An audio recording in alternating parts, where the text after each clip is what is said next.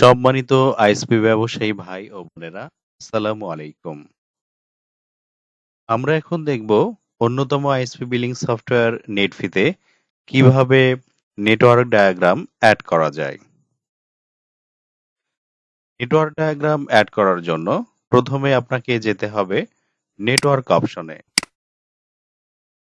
Network অপশনে click করার পরে দুইটি অপশন পাবেন, ডিভাইস এবং ডায়াগ্রাম। ডিভাইস অপশন থেকে আপনাকে ডিভাইসগুলো অ্যাড করে নিতে হবে। যেমন আমি আমাদের ডেমো আইডিতে কয়েকটি ডিভাইস অ্যাড করেছি, কয়েলটি, সুইচ, মাইক্রোটিক, ঠিক আছে? এভাবে আপনারা আপনাদের ডিভাইসগুলো অ্যাড করে নিতে পারবেন।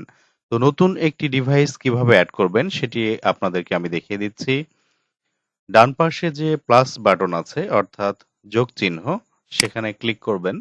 ক্লিক করার পরে এখান থেকে আপনি যে ডিভাইসটি অ্যাড করবেন সেই ডিভাইসটি আপনাকে সিলেক্ট করতে হবে। তো আমি একটি সুইচ অ্যাড করব। সুইচ সিলেক্ট করে নিলাম। এরপরে হচ্ছে নাম, তারপরে হচ্ছে কোন ব্র্যান্ডের, এরপরে হচ্ছে মডেল, এরপরে হচ্ছে আইপি, এরপরে হচ্ছে কয় পোর্টের। এখানে পোর্ট অ্যাড করার পরে নাম্বারিং করে দিতে হবে।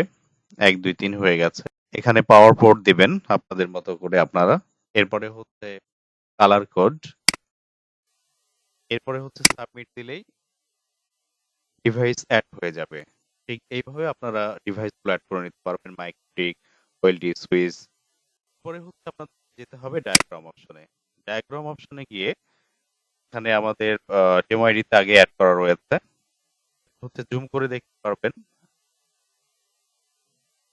এই পয়েন্টগুলোতে আপনারা হচ্ছে কার্সর ধরে এখানে রাইট বাটন ক্লিক করলে ডিভাইস অ্যাসাইন অপশন পাবেন। এখানে যে ডিভাইস অ্যাড করবেন সেটা সিলেক্ট করবেন। এরপরে হচ্ছে ডিভাইসের লোকেশন কোনো অ্যাড করলাম। যে কাস্টমার সেই কাস্টমারের নাম সিলেক্ট করে নিতে হবে।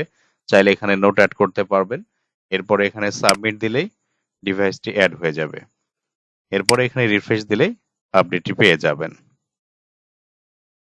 এইভাবে আপনারা যেকোনো ডিভাইস অ্যাড করতে পারবেন এখান থেকে। তো এভাবেই আপনারা হচ্ছে নেটওয়ার্ক ডায়াগ্রামটি অ্যাড করে নিতে পারবেন। ধন্যবাদ।